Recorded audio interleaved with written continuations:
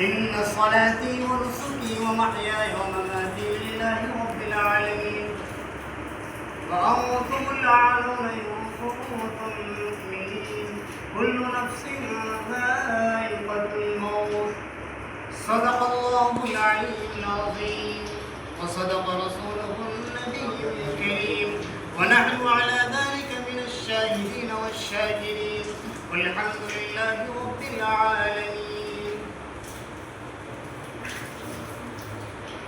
معزز تھے زمانے میں مسلمان ہو کر، معزز تھے زمانے میں مسلمان ہو کر، اور ہم خال ہوئے تاریخ قرآن. ہے قول محمد قول خدا فرمان نہ بدلا جائے گا، ہے قول محمد قول خدا فرمان نہ بدلا جائے گا، بدلے گا لاکھ زمانہ مگر قرآن نہ بدلا جائے گا.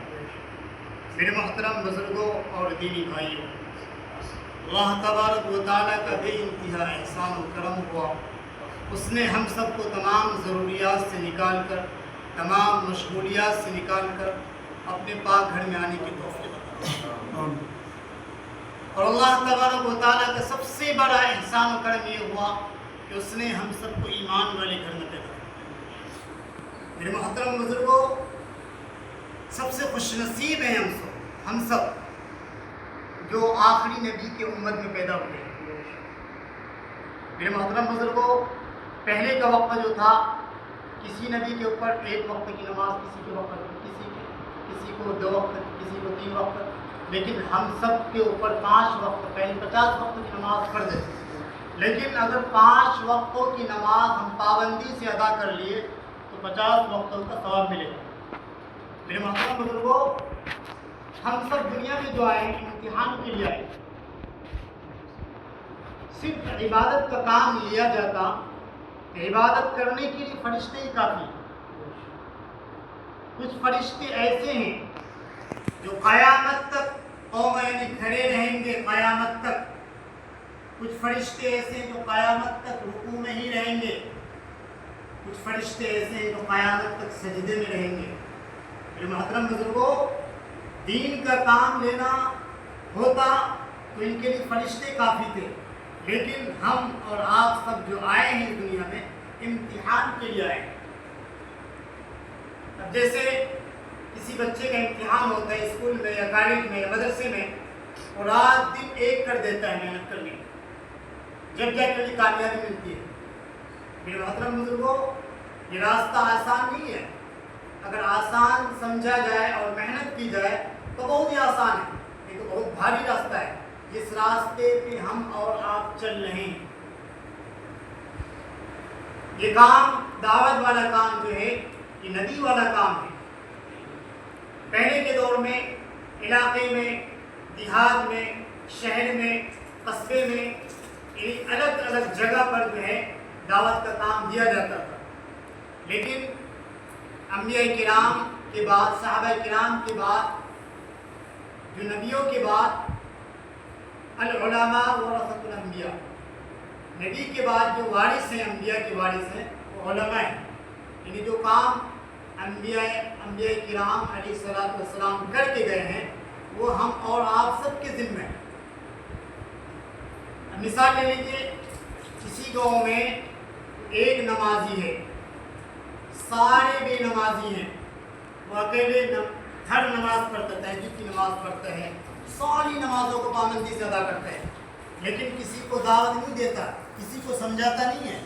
میرے محترم بزرگوں، اگر اس گاؤں میں کوئی عذاب آئے گا تو اس نمازی کو بھی ان کے ساتھ جانا پڑے گا، یعنی مکس ہو جائے گا. کیوں؟ اس لیے کہ جو کام وہ کیا کرتا تھا وہ دوسروں کو نہیں بتایا، دوسروں کو نہیں سمجھایا. میرے محترم بزرگوں، یہی ہے دعوت والا کام. ہمیں جتنا پتہ ہے ہم اسے دوسروں تک بتانے کی کوشش کریں، دوسروں تک پہنچائیں. میرے محترم بزرگوں، حضرت التمش شمس الدین التمش شاہ بہت بڑے بادشاہ گزرے ہیں. ان کا واقعہ ہے جب ان کا بادشاہ کی واقعہ ہے. بادشاہ جب آخری وقت تھا، بہت بڑے بادشاہ گزرے. میرے محترم بزرگوں، جب آخری وقت تھا ان کا تو ایک خط میں کچھ لکھا انہوں نے، کہا میرے مرنے کے بعد اس خط کو کھولنا۔